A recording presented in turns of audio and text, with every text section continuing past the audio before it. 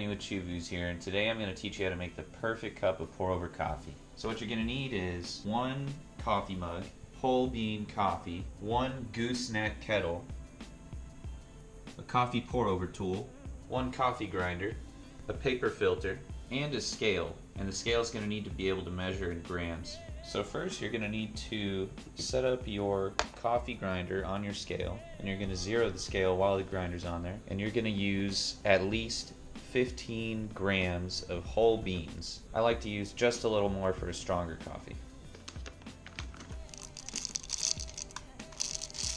Next you're going to grind your beans, and while you're grinding your beans, turn the kettle on or start heating the water. Now my beans are all ground up inside the grinder. I've got my kettle going, and the temperature you want it to heat to is really just below boiling. So my kettle, fortunately for me, heats to 205, and then it automatically stops. And that's perfect for coffee. That's exactly what you want. If you decide to just boil your own water, just wait for it to cool off a little bit, and after it's done boiling, and then it should be good for coffee. Remember, a gooseneck kettle is absolutely necessary. Okay, so my water just heated, it's all ready to go. So what I'm gonna do now is I'm gonna set up my coffee cup, my pour over tool on top, and I'm gonna fold my paper filter. So with the paper filter, you're gonna make one fold up at the top like this, just like so.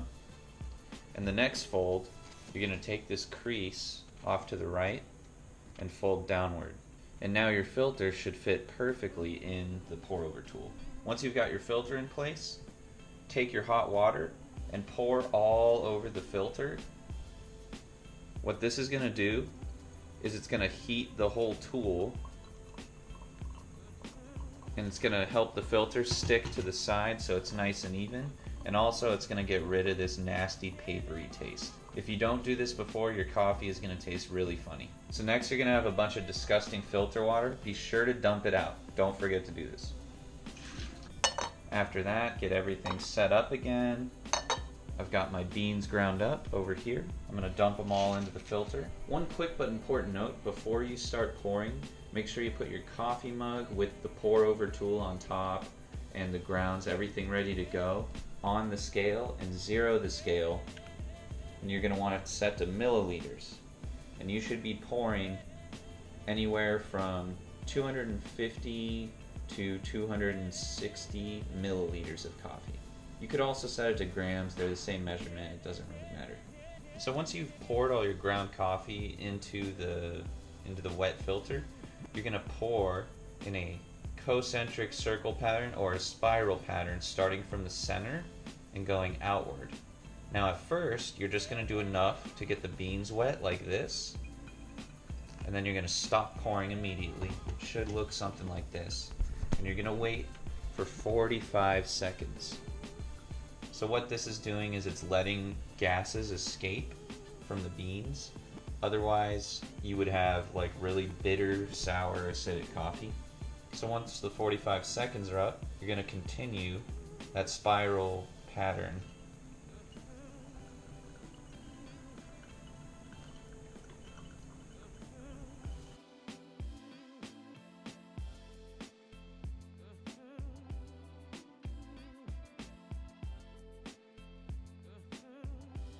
So it's getting pretty low now. I'm going to make sure my coffee is where I want it to be. Yep, pretty much getting there. So once the water is nearly drained, you're going to want to take the tool off over a sink, because your coffee's ready and that last little bit is not going to taste very good. And that's it, one perfect cup of pour over coffee. If you like this video, subscribe to our channel, and feel free to leave any comments or feedback below. Hope this video is helpful to you guys. Thank you for watching.